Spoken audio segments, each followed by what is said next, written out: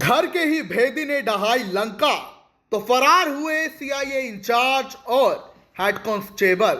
बता दें कि यह मामला करनाल का है और मामले में शिकायत खुद करनाल के एसपी गंगाराम पूनिया ने आरोपी सीआईए इंचार्ज और हेड कांस्टेबल के खिलाफ करवाई है।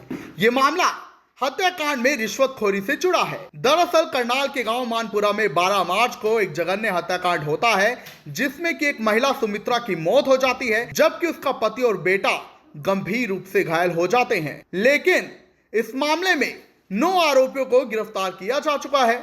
लेकिन उसी में से एक आरोपी ने यह शिकायत दी कि मामले में CIA in-charge inspector Mandeep Singh और हेड कांस्टेबल ऋषि ने 37 लाख रुपए की रिश्वत के बदले आरोपियों का नाम केस से हटाने की मांग की थी। उस एवज में रिश्वत मांगी थी और यह रकम बकायदा बिचौलिए के पास भिजवाई भी गई, जिसके बाद एसपी ने मामले में संज्ञान लिया और डीएसपी रैंक के अधिकारी को इस पूरे मामले की जांच के लिए कहा, जिसके बाद उनके खिलाफ एफआईआर भी दर्ज कराई गई है। और एफआईआर दर्ज होने के बाद से ही आरोपी सीआईए इंचार्ज इंस्पेक्टर मनदीप और हेड कांस्टेबल ऋषि फरार है।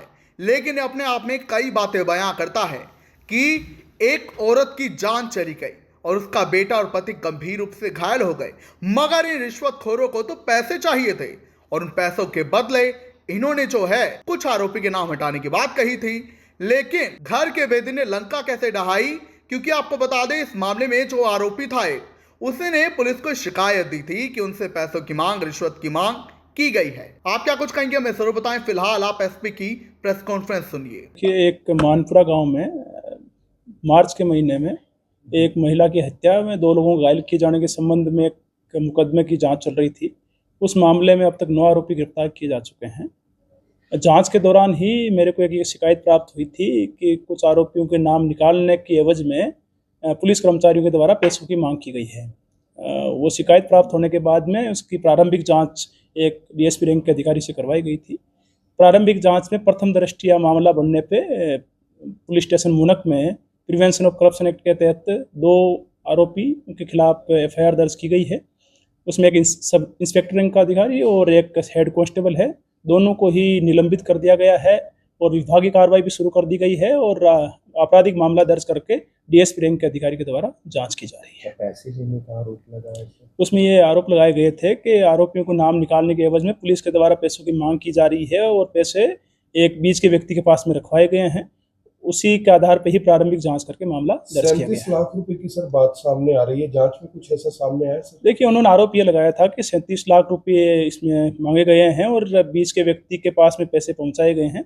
तो जो प्रारंभिक जांच में, क्योंकि प्रथम दृष्टया मामला देखा जाता है, उसमें जितने भी जो व्यक्तियों के नाम लिखे गए थे या जो भी कनेक्टेड पर्सन्स थे उनके बयान दर्ज किए गए थे। बयान दर्ज करने के बाद में ये जरूरत थी कि इस मामले में डिटेल्ड इन्वेस्टिगेशन रिक्वायर्ड है, तो इसी आधार पर पीसी एक्ट के तहत 2 व्यक्तियों के खिलाफ मामला दर्ज किया गया। कौन कौन?